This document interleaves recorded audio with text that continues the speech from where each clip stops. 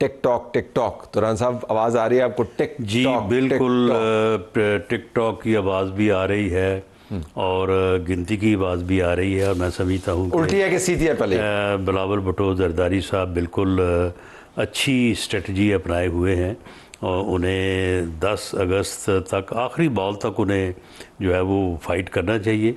तो 10 तारीख तक उनको गिनती इसी तरह से टिकटॉक और उल्टी रखनी चाहिए। 10 के बाद फिर सीधी हो जाएगी इंशाल्लाह ताला।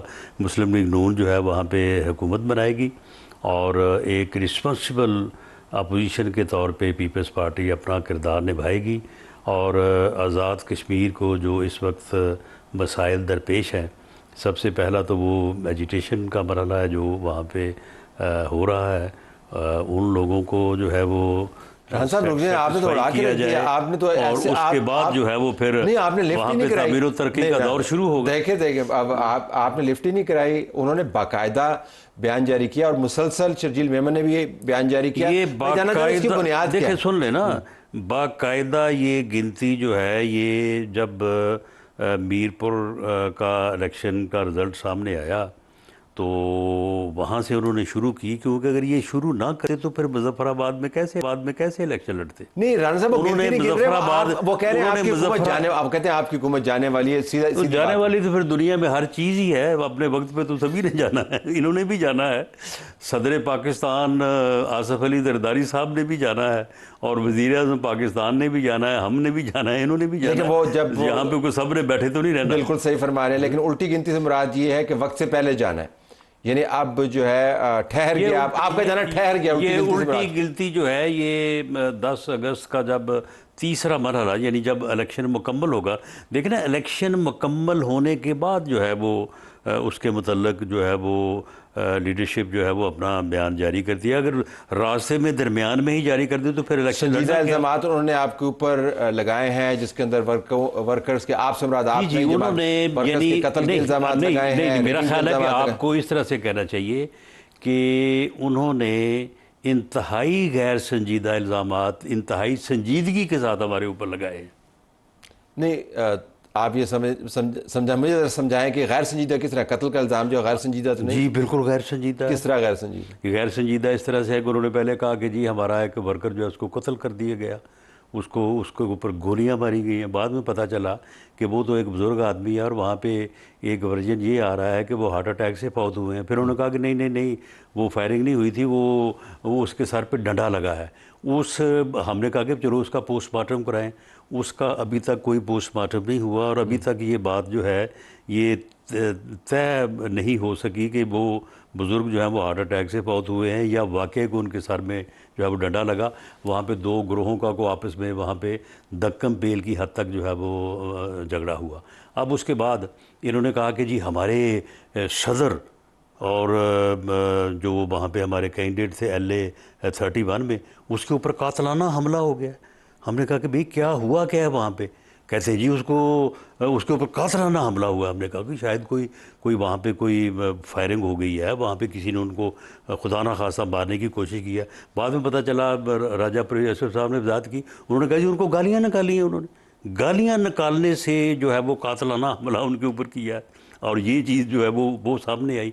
कोई उसकी एविडेंस नहीं, कोई चीज़ नहीं। अच्छा, उसके बाद एक अफवाह फिर ये उड़ा दी कि जी वहाँ पे तो हमारे MNA को जो है वो उन्होंने ज़ख्मी कर दिया है, उसका बाजू उड़ गया है फायर लग के। हमने कहा कि भाई ये तो बड़ा मसला बना। पता किया वहाँ पे, उन्होंने कहा कि जी एक MNA साहब जो हैं वो सिंध पुलिस के 10 डालों के साथ यहाँ पे पोलिंग स्टेशन पे आते रहे हैं, आके यहाँ पे हवाई फायरिंग करते हैं खौफ व हरास फैलाने के लिए ताकि टर्नओवर ना हो। और यहाँ पे ये कमज़ोर हैं, यहाँ पे जो है वो ये वोट के अमल को रोकने के लिए। कौन साहब है? जब वो चौथे पोलिंग स्टेशन पे गए, सलाहुद्दीन जुनेजो साहब MNA है जो हैं सांगड़ से, तो वहाँ पे लोगों ने जो है वो वहाँ पे शोर शराबा किया। इनके जो है वो गार्ड्स ने जो है वो वहाँ पे हवाई फायरिंग की। अब उसके बाद पता चला कहते जी नहीं उसका तो बाजू उड़ गया है। हमने कहा कि भाई उसको हॉस्पिटल लाएं, उसका मुआयना कराएं, पर्चा दें, दरख्वास्त दें। फिर उसके बाद कहा कि नहीं जी बाजू नहीं उड़ा, अंगूठा हाथ उड़ गया है। हमने कहा कि चलो हाथ भी उड़ गया तो ये भी बड़ी सदमे की बात है, तो चले इसका जो है वो करवाएं, आप इसका मेडिको लीगल करवाएं। उसके बाद कहते हाथ नहीं उड़ा, अंगूठा उड़ा है। हमने कहा चले अंगूठा ही अगर उड़ा है तो उसका मेडिकल तो कराए। फिर उन्होंने कहा कि नहीं, अंगूठे को छू के गोली गुजर गई। हमने कहा कि चले डॉक्टर से लिखवा दे, मुश्किल से छू के गुजरी है, ये डॉक्टर लिख दे तो हम पर्चा दे देते हैं। वो कहते नहीं, छू के नहीं गुजरी, पास से गुजर गई है।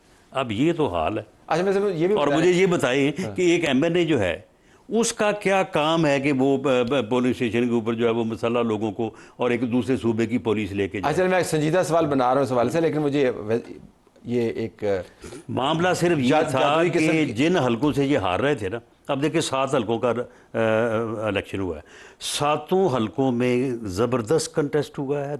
53% जो है वो टर्नआउट रहा है। जहाँ से हम जीते हैं वो भी 4-5 हज़ार से, जहाँ से हम हारे हैं वो भी 3-4 हज़ार से।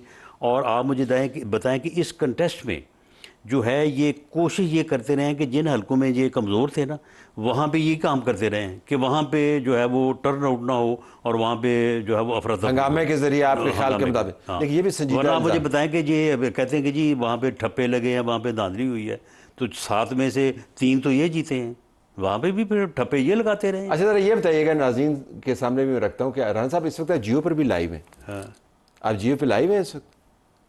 जियो पे चल रहे हैं राना साहब इस वक्त लाइव? आप स्क्रीन पे आ रहे हैं तो लिखा हुआ है लाइव। आप वहाँ पे तो लाइव नहीं है ना जियो? जी, मैं जियो की मैंने शाहजेब, हाँ, वो अब आप पस मंजर में मैं ये जानना चाह रहा था कि ये मैंने रिकॉर्डिंग, क्योंकि रिकॉर्डिंग करवाई है यहाँ आने से पहले। जी बिल्कुल बिल्कुल, तो उसके ऊपर लाइव चल रहा था। मैंने कहा ज़रा ये तस्वीर हो जाए, क्योंकि लोग अक्सर पूछते हैं कि राना साहब लाइव किस जगह पे हैं। मैं लाइव 2-3 जगह पे होता हूँ।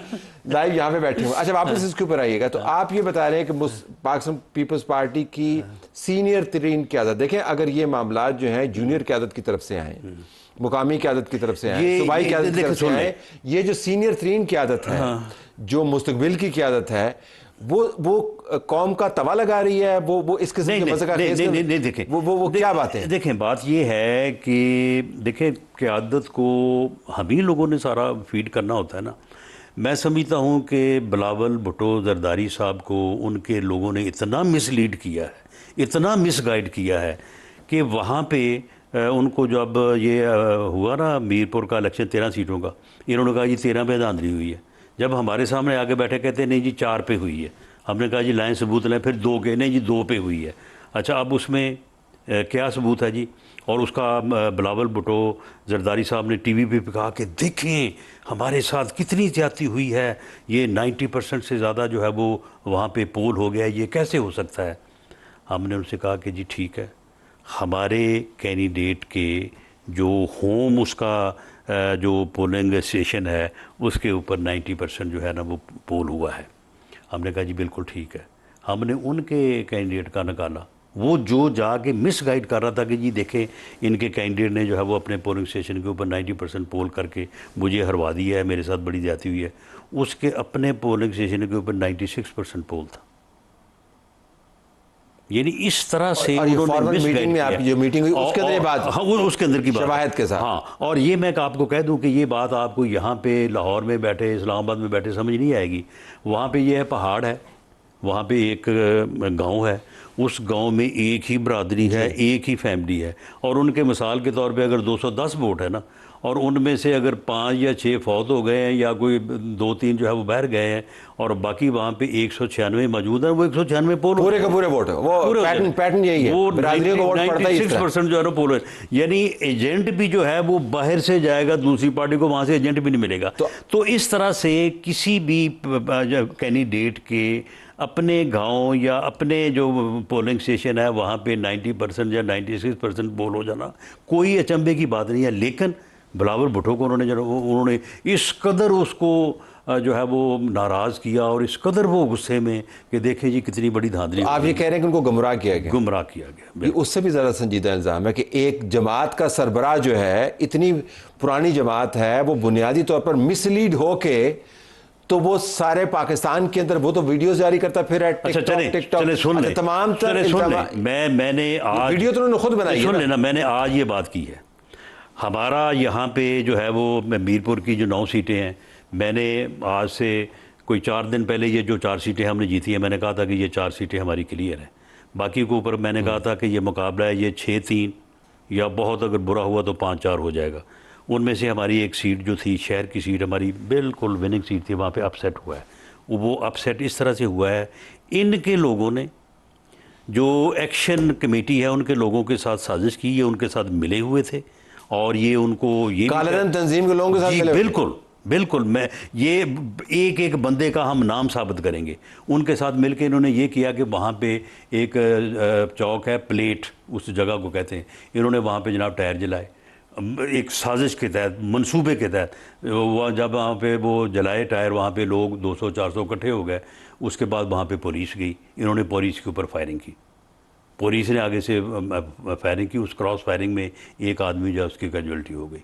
उसके बाद इन्होंने सोशल मीडिया पे फैलाया, कभी 25 लोग मर गए हैं, कभी 35 लोग मर गए हैं, और शहर में इतना खौफ व हरास फैलाया कि आप यकीन करें कि पूरे हल्के में टर्नओवर जो है वो 53% है, शहर में जो टर्नओवर है वो 16-17%। आप ये कह रहे हैं यानी पीपल्स पार्टी हमारा 3-4 हज़ार वोट जो है वो नहीं पड़ा, और वो कोई तकरीबन जो है वो 2200 वोट से पीपल्स पार्टी ने कालेधन तंजीम जैक के साथ मिलकर हंगामा आराई की और उस हंगामे के अंदर एक शख्स हलाक हुआ और वोटर टर्नआउट नीचे गया। राना साहब, इस तरह संजीदा इल्ज़ामात मेरे ख्याल में उन्होंने भी आप पर नहीं लगाए। जी, मैं ये इल्ज़ाम भी लगा रहा हूँ, हम ये इलेक्शन कमीशन में भी जा रहे हैं, और मैं बिलावल भुट्टो जरदारी साहब को ये रिक्वेस्ट करता हूँ कि इसकी इंक्वायरी करवा लें।